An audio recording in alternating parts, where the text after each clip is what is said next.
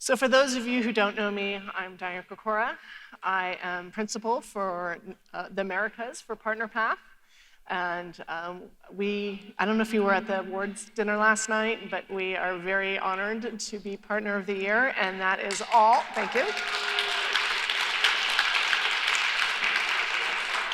That is all due to my partner in crime, Amy Roberts, who runs our MIA practice for us and is our PRM lead. So if you guys want to talk about PRM, go see Amy afterwards. She's wearing bright orange, you can't miss her.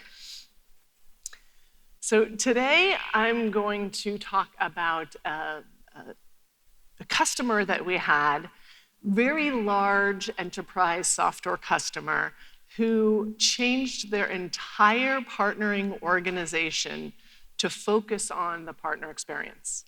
And I'm going to tell you why they did that and how they did that. So we're going to go from Jay's 30,000-foot view of how to be a CEO and in partnering down to the partner program level and get really specific about how organization, this one in particular who's really cool, I can't tell you their name, but you'll probably recognize them in some of my story, how they are changing their entire partner program and model to be more relevant to partner experience. So this is a company that we worked with. I was actually the lead consultant on it with most of the PartnerPath team for about 2 years.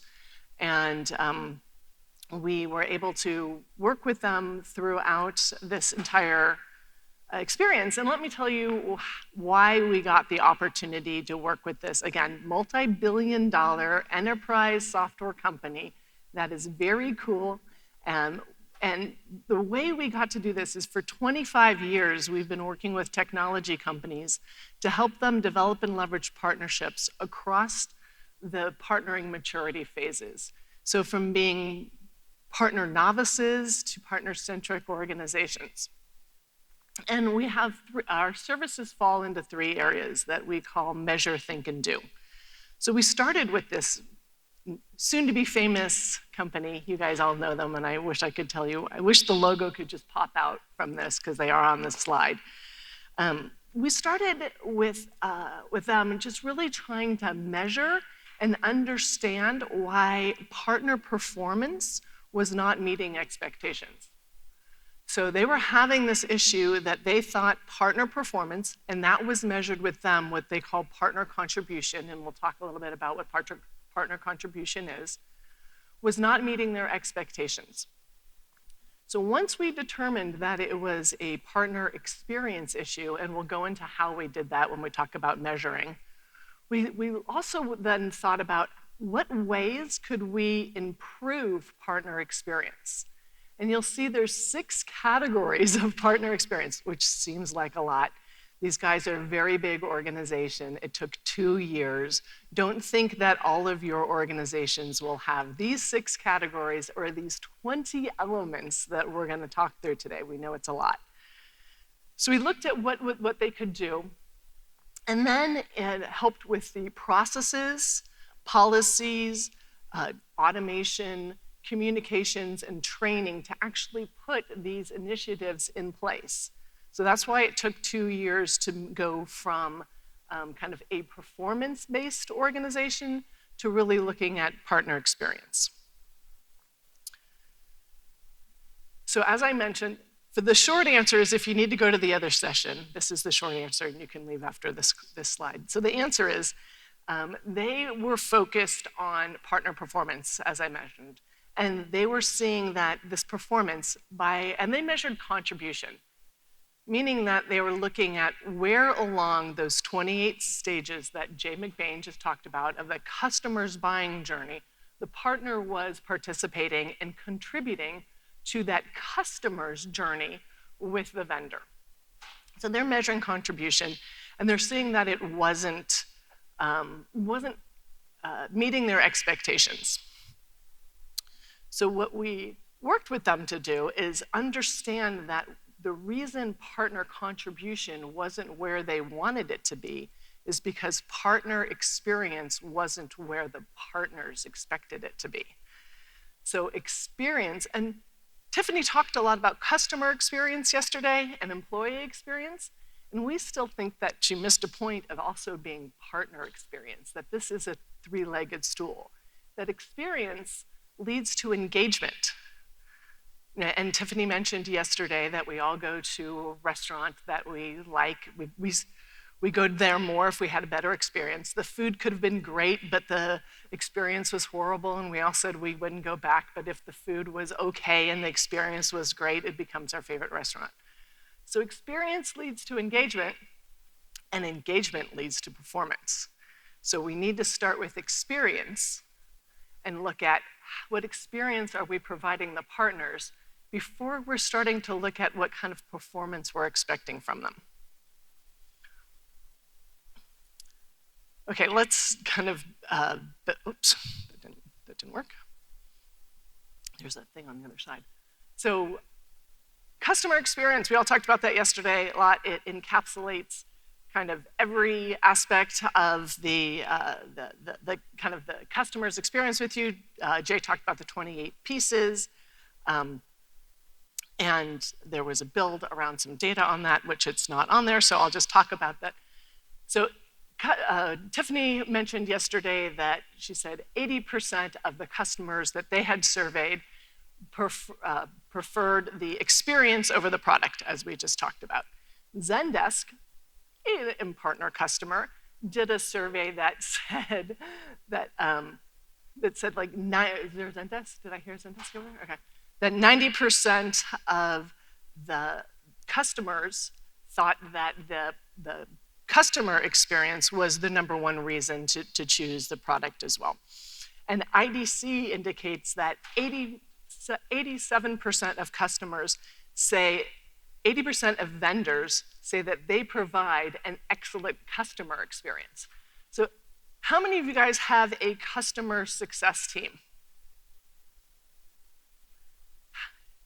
How many of you measure customer success as an organization? How many of you measure partner experience? How many of you have a partner experience team? Right. When we asked organizations, we did a survey at the end of last year and asked about 250 solution providers and 150 vendors, how many of you had even measured partner experience? Not even a partner experience team, not initiatives to go fund, but just measured partner experience. 70% of them said they weren't even measuring partner experience. So we have this huge focus on customer experience, but we do not have that same focus on partner experience. So I'm getting ahead of my story, but back to my story of this very large enterprise software company and their problem with partner performance and looking to measure that. How did we start even to measure that idea? Well, it all really began with a partner advisory council. We're facilitating a partner advisory council for them, and we're digging through the conversations with this pack, actually around the world, and trying to get past the superficial conversations of, we don't get enough leads, or, we need more discount, and really kind of dug into why performance was waning. And it ended up to be, as I mentioned, this, they started to have customer or partner experience issues. It took too long to order. I couldn't get anybody on the phone, right? You guys are hard to do business with is kind of what it came out to be. And so with that started, we also, this company, this soon-to-be famous company, then we did a partner experience study. So a lot of you guys think of it as a partner satisfaction study. So we collected data and with this guys. And then we also really dug into their processes. How long does it take to review a partner application? What does their UI look like on their partner portal? And then we also had the partner account managers talk to their partners. I know it's a wild concept of having a partner account manager actually talk to a partner and ask them where the frictions were within their systems. So we kind of pulled this all together and put it on a dashboard, and it really told a very clear story about the partner experience and where those issues lies. So we stacked those from all that data that we got from the partner satisfaction studies, from the PAM conversations, from the partner advisory team, and we stacked those up against these 6 elements. Now, these 6 elements came from the study that we did last year when we talked to solution providers about what they care about in their experience with a vendor. They stacked ranked them this way. People were on top. People are always first. We did the same study 4 years ago and people were still on top. Number 1 experience metric is people. And I think Tiffany claimed that and spoke of that pretty clearly yesterday when she was talking about employee experience. Partner enablement is number 2. Now, this was weird for this study versus 4 years ago when we did it, because when we did it 4 years ago, automation systems, which is way down there at the bottom, was number 2. And the reason that, again, this is the partners' perspectives about what affects their experience with the vendors. And automation systems has fallen because you all have done such a great job at implementing some of your systems, so that's now table stakes. It's no longer affecting their experience as much as it used to. We've all got some good single sign-ons. So we will go through these 6 categories and some of the elements that support each of these 6 categories. All right, here we go. Here's our story. First up is people. Now, people, you guys don't have to take pictures. We'll send Amy a note. She'll get you the slides. Just hit me up on the app and we'll make sure you get the slides. But people is always first. People have been first, and I think it's always really clear. To enhance an experience, it's really about making sure that your people are aligned. And for these guys, again, this large $5 billion enterprise software company who is very cool. Well, people think they're really cool, but after working with them for 2 years, they're really not as cool as everybody thinks they are. They're really not. Once you see behind the curtain, it's just, you can't unsee that stuff. So the first thing they did, again, people was number 1, so they started these first 2 initiatives on the people elements first. They didn't do all 4 of these before they went to the next, so some of these came in later. But these are the 4 things that they did to increase the partner experience around people. First thing they did is make sure that their partners had a direct access to the support teams. We call this a bat phone, right? That if one of their partners needed to talk to the support team, they didn't have to go through the whole queue and wait and ask level 1 questions. They could have that bat phone straight to a guy. And in this case, they actually segmented for their partners who the guy was. So they knew the guy's name, right? So they had partners that would say, you have Jim, you have Bob, and you have Ella. Right? And they were able to really specifically create those relationships between the support team and the partners. Because there's nothing worse for a partner when they need support. They're at a customer site, they're trying to implement, trying to get your product live, and they need to talk to somebody, and they're put into the queue. And they're waiting, and they're waiting, and they're waiting. They need to look like the hero, so you guys can help them look like a hero by giving them that bat phone. So that was the first thing that these guys did. Along with that, they also did a lot of training for their partner account managers. The first thing that they trained on with the partner account managers was to understand the partners' businesses. What is the business model for partners? How is an MSP's business model different than a reseller's business model? What is a systems integrator's business model? How do these people make money? How do they pay their sales guys? A lot of these partner account managers in this really big company didn't know how different partners made money, how their sales guys were compensated, how their services teams were compensated. So a lot of education there. Also, along with the partner management resources, tied to that was also trying to quell the revolving door. In some of these large organizations, being a partner account manager is kind of an entry-level job. You get your job and then you move on to an outside field sales team. So they worked to make this a career path so that the partner, once they knew their partner account manager and had a great relationship with them, that person didn't leave in about 3 months to go on to greener pastures. So they really kind of up-leveled this job. So those two went together. Now, the third one in people is a hard one. Field team alignment. We'll get to compensation in a minute. It's not compensation, but that's going to be an important one. Field team alignment just means to put into place rules of engagement. I don't like the word rules. Engagement blueprint, principles. When does a field sales guy work with a partner? When do they take the deal direct? How many partners can they work with? Who calls who? Is there a pitch-catch situation in those 28 elements of the customer's journey? Right? Where is the expectations that the partners contribute, and where is the expectations that the field team leads?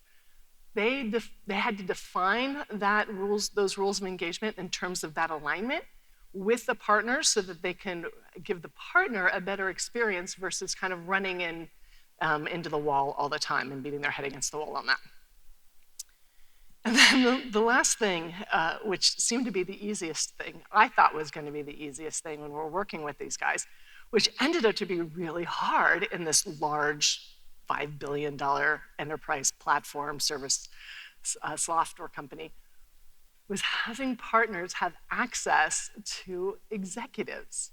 Now, everybody had the channel chief's cell phone and could text their channel chief whenever they wanted. That's not the access that the partners felt that they needed for the better experience. They needed access to services, marketing, support, C-level access. Because when things are going bad, they wanted to have somebody to reach out to. They needed a human, a body. As I tell the story a lot, I love to book my United flights on the United app. But one time I was stuck in Houston with a hurricane bearing down on me, and I called 1-800, get me out of here. And they said, yes, Ms. Krakora, we will get you on the next flight to anywhere. So when it's really going bad and there's a hurricane bearing down on your partners, they want and need the phone number to be able to get help right now. So that's people. That's number 1 out of 6. I won't go into this detail of all. So you'll see in these first elements, right? People was first, enablement was the second priority for partners in terms of what they thought was more effectual in their experience with the vendor. Okay, so there's also 4 in enablement, and the first 2 go together. And so we did the first 2 in the people side, and then we did 2 in the enablement, and then we went on and we came back to the people side. So the first 2 in enablement, enablement is just really training and certification so that the partners can actually be successful in implementing and installing the software and solutions. So the first thing is going to seem obvious, is actually to train them pre-sales and post-sales service enablement. And you're all going to say, yeah, we do that. The difference here in the experience part was that it needed to be fast, cheap, and easy. So these guys, large software company, took everything online. Post-sales services went to online. Pre-sales services went to online. Demo equipment went online. They gave them virtual labs to work in. Instead of making them fly to California, make them fly to California for 3 to 4 weeks of hands-on training. They shifted the entire education catalog online. And the big kicker, free. Free. Certification testing still was a cost, but if you've got online training and it's not costing you a bunch of bodies in a room, there's no reason that you can't make that very cost effective. The whole goal is for the partners to understand your technology so they can be successful. Why make it costly and difficult for them? So the big move here, and it took over a year for these guys to move all of their training online and to make 95% of it free. In addition, at the same time that they're doing that, they took their own services methodologies, the stuff they used to implement their own technology, and gave them to the partners. I know, it was crazy. Instead of making the partners rebuild the wheel and say, oh, here's how we go implement this very big enterprise solution, I almost said what it was, and try to come up with the ways to make that happen, they said, here's the best way to go implement this from our proven methodologies. Again, we're making it easy for the partners to do business. We're increasing their experience. And then on these last two, we came back to them after we kind of got through some of this. Sales training is also a very important aspect of the partner's experience. And the little easy tweak that these guys made on the sales training was to make it in terms of small bites, bite size. Bite-sized sales training, bite-sized tech training, bite-sized sales training, bite-sized tech training. So that neither the sales guy nor the tech guy got out on the skinny branches by themselves. Right? The sales guy knew enough to be dangerous, but then he had the tech guy to back him up because he had known enough. And then the sales guy did a little bit more investment in training, and then the tech guys did a little bit more investment in training so that they could grow together, so that the tech guy didn't have to take 4 weeks of training before any leads or anything was in the pipeline. Just a little change that really changed the experience for that partner in terms of becoming enabled and ready to roll. Now, onboarding, we hear from the partners, is the #1 biggest challenge for them in working with a new vendor. Onboarding is the process from contract to into the portal to the first levels of training to understanding what the product is to doing some marketing and getting going. So what these guys did to change the experience here, you only get one chance to make a good first impression, and onboarding is your first impression. Let's make it a good one. They created a position called the Partner Development Manager. And that guy's job was to ensure that that partner, from hello, I want to be a partner, through contract, into his first 90 days of onboarding, had that guy standing next to him. So he had basically a concierge. The partner had a concierge guy that helped walk them through the onboarding. Because when the partner says, yeah, I want to sell your stuff, let's get him going. Let's not leave him out on the bench for another 9 months. So the guy said, yeah, I want to sell your stuff. And this large company said, great, here's your partner development manager. He's going to make sure you're successful in your first 90 days. And that changed a lot of the partners' first level experience, and then they were all in, suited up, ready to play the game. All right, we're nearly halfway done. I know, 6 sets, not all of them have 4, it's okay. Third is program policies. So what are program policies? This is what the program does. These are the benefits, right? What the partner gets for doing all that training we just talked about in enablement. So compensation is the hardest thing that these guys did. And really, we're talking about partner compensation here. We'll talk about field compensation right next to it, right? So there's the partner compensation, and then there's the field level compensation. So for partner compensation, as Jay talks about, I know, don't smile, Jay.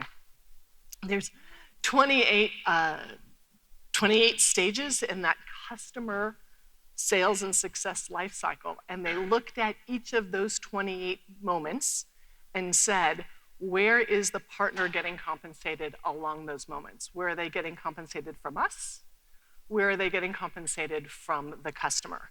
Making sure that there was a reward, a motivator at almost each one of those 28 moments to engage that partner in those activities. So we're looking at things like, are they doing proof of concepts? Are they doing demos? Are they doing lead generation?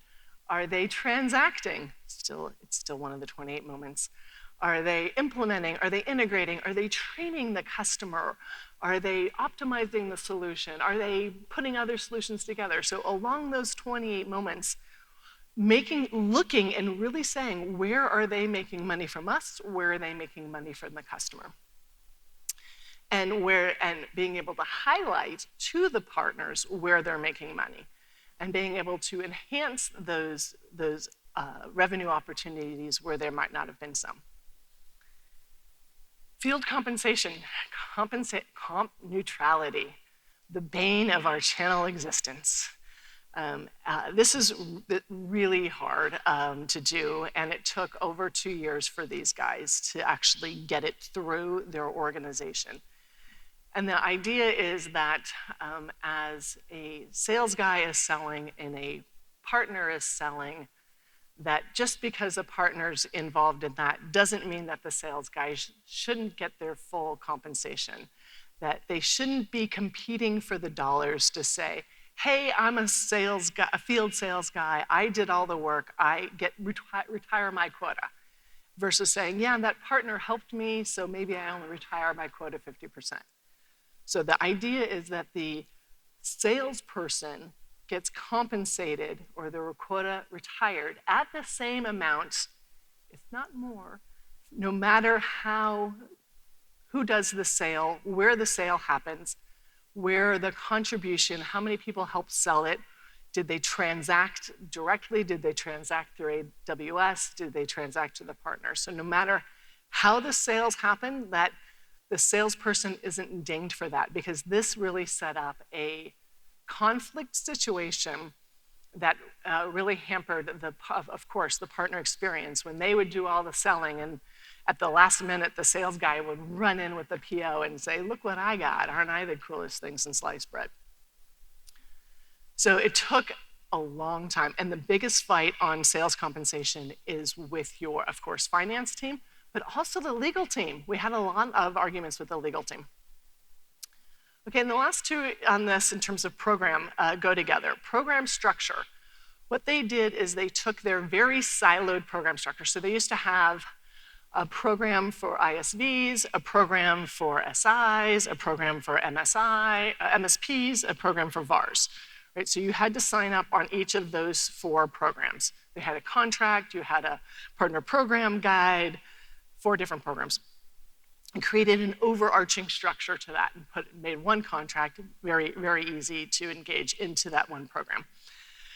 And also, they didn't have any MDF, or what we call BDF, business development funds, MDF, market development funds. I know most people call them marketing development funds. I think Jay just called it BIF, business incentive funds. Huh? Giving them the money. So the idea, so they didn't have any of this. They weren't giving partners any money to help grow their business. So they made a business development fund where that partner could use it for taking training, taking people out of the field to do the training, even though they didn't have to travel because we were creating this online. But they were able to support the training needs, the market development needs, the marketing needs, and really use those funds to build their practices. So those are the 4 kind of programmatic changes they made.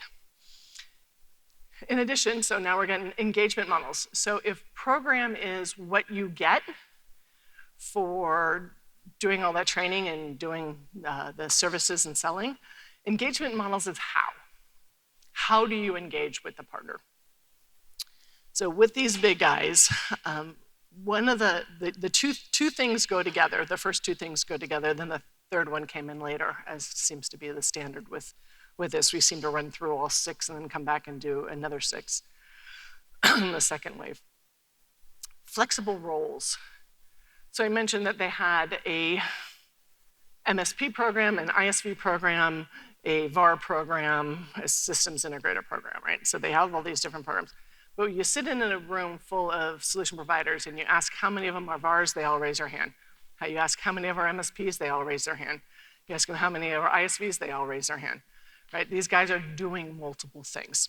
So in addition to creating a unified program, they also smushed it together and said a partner could play across all of those. And in changing those to say a partner could play across all of them, we also dropped the noun for the verb. And said, instead of you being an ISV, you build. Instead of you being a reseller, you sell or refer. Instead of you being an MSP, you run the systems. So changing it to the verb of what they do with the customer and allowing the partner to do multiple of those motions with the customer, paying them for multiple motions with the customer, sometimes even in a deal by deal. One deal that partner might just refer, another opportunity they might want to sell and service and possibly even run or manage it. And giving them that flexibility was one of those keys to that partner experience, that the partner didn't have to choose, what am I going to do? They could have that flexibility, gave them a more rich experience with with this vendor. And the last one, Jay just also talked about, was transactional options. These guys spent a lot of time and effort to work with AWS to ensure that their partners, again, we're talking about partner experience, not customer experience. Yes, the customers love it. They put everything in one big basket, hit the big easy button from AWS, check out, get their great discounts and their points and everything from their AWS relationship. But the partners were feeling left out of this.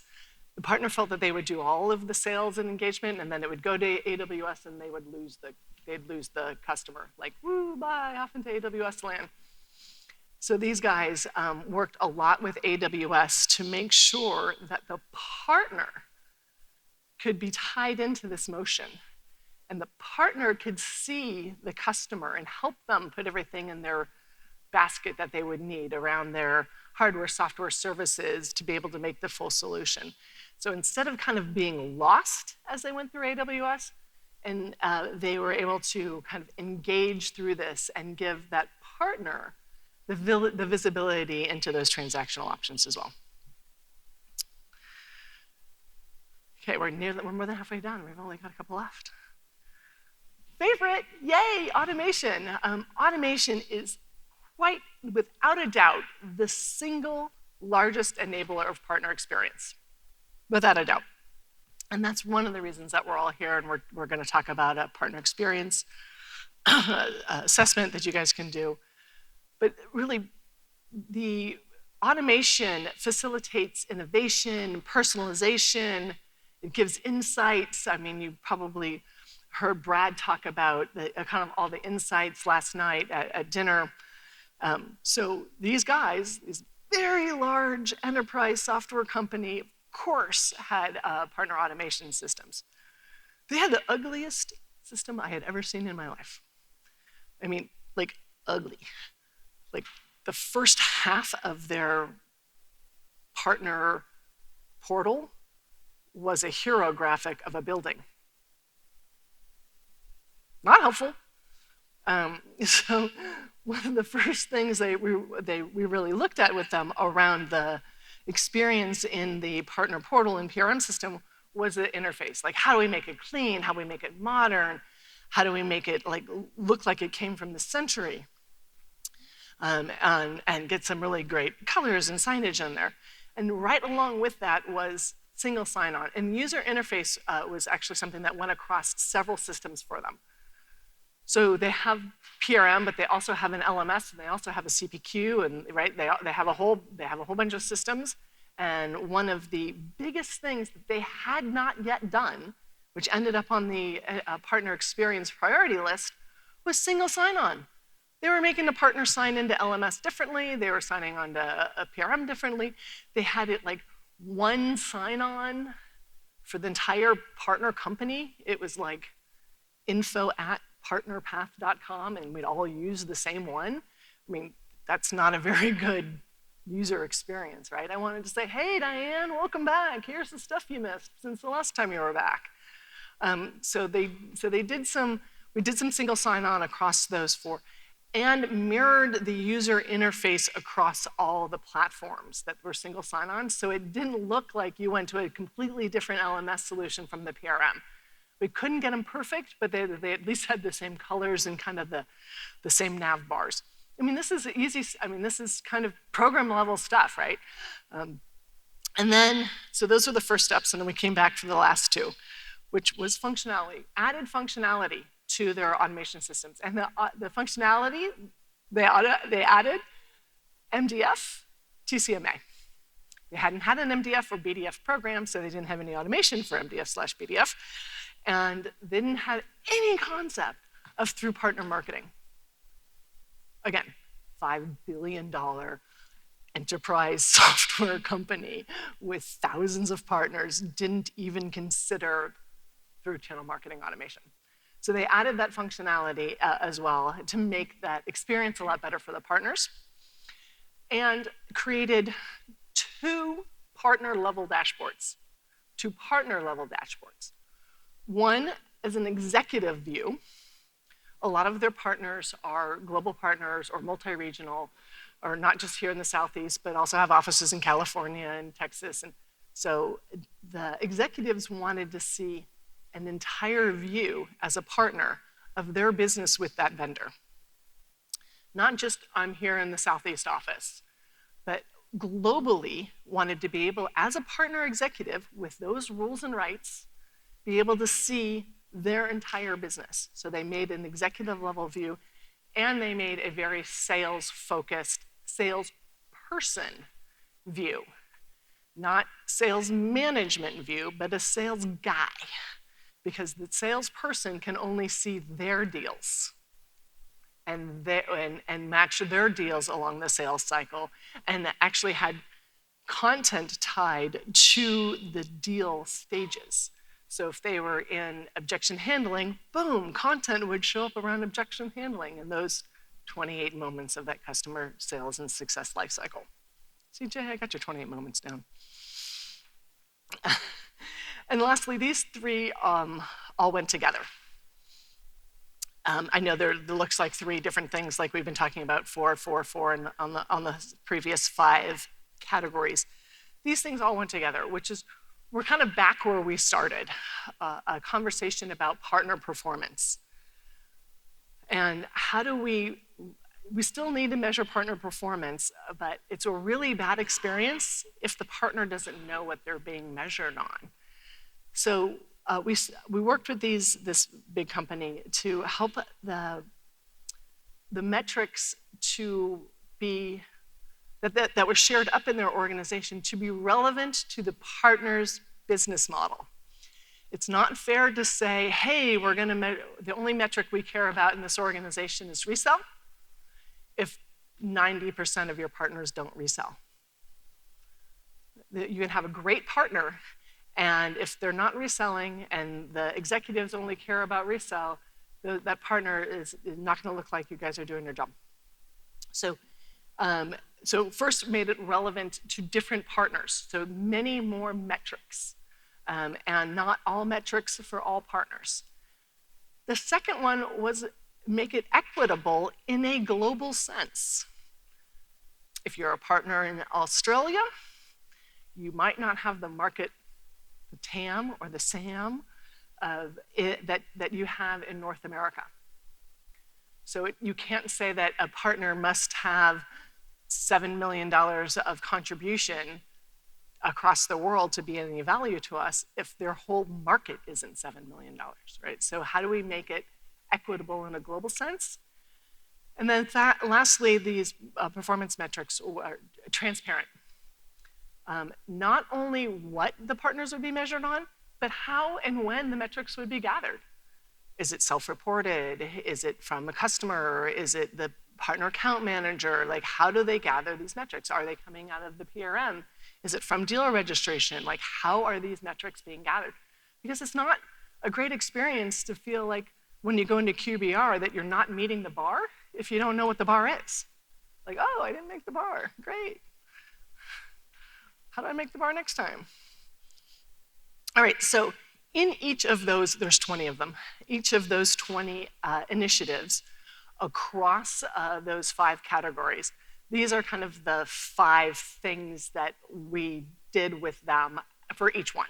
So each one, we defined the expectations. For example, back to people when we're talking about partner account managers, we defined the expectation. What is the expectation of a partner account manager? What do you expect them to do? Like, what's their job? Like, really, like a job description. We wrote it down. Oh, imagine that. Hey, here's a job description. It helps you communicate the job expectations a lot better when you write it down, by the way. That was really helpful. And then we even had to help educate on the partner account managers. Here's your job description. Here it's down. Here we've given it to you. Now let's train you how to do your job. Right? You can't just say, hey, we expect you to be this tall, and not tell them how to get there. I always use height jokes because I'm really tall. And then lastly is to hold people accountable. So if we said, just as an example, partner account manager, here's your job, here it's written down, we've communicated it to you, we've taught you how to, we've went through some classes. Now, if you don't do the job as it's defined, there's gonna be consequences. If there's not consequences, once you've written down the expectations, you've got a problem. So what can you guys do today? Yay, it's the second day of the show. Hope you guys have all had fun. We're gonna see you on the boat tonight. I hear Pitbull's gonna be there. No? All right.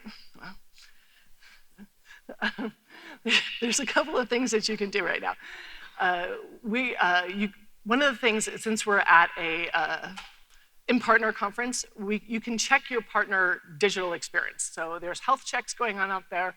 Amy's more than happy to schedule you a health check. We did them all day yesterday, where we go through, it's 30 minutes, it's free. Where we go through your partner portal, say, here are some things that we think we can, so if you haven't done that and you are not scheduled for today, hit Amy up on the app and she'll schedule it for you afterwards. You can also undertake this idea of measuring a total partner experience. Now that's the processes, the policies, the program, and the people that we just went through, and being able to say, how long does it take for us to review a partner application? How long does it take for us to review and respond to a partner's lead registration? How many clicks does it take to get them to the content that they want? So looking at what that experience is, as I said earlier, we did the study last year, at the end of last year, around partner experience. So we did partner experience against the journey, which is 2 points in this, and we mashed up the partner experience against the journey, and looking at every aspect of how that partner engages with you in their journey, right? So there's a customer journey, Jay's 28 points in the customer journey, then there's also the partner's journey with you, from becoming aware of your technology to deciding that they want to carry you to the application and stuff. So you can align your partner experience assessment with that journey and say, oh, we're a really bad experience, right at sign of contract. As soon as the partner signs a contract, we let them sit there and languish until another class is ready, right? So you can find out of those 20 elements we just go, what are the 1, 2 in their journey that are gonna change the most? And then you can even take that one step higher and level that up by looking at the partner, I'm gonna blow people's mind, partner experience in the journey by persona. How is the executive level journey different than the sales guy's journey, different than the text guy's journey, and where are your people, processes, and technologies falling short against their persona? That's when nirvana. Thank you. If you have any questions, thank you, baby. You can email me. We'll see you on the boat tonight.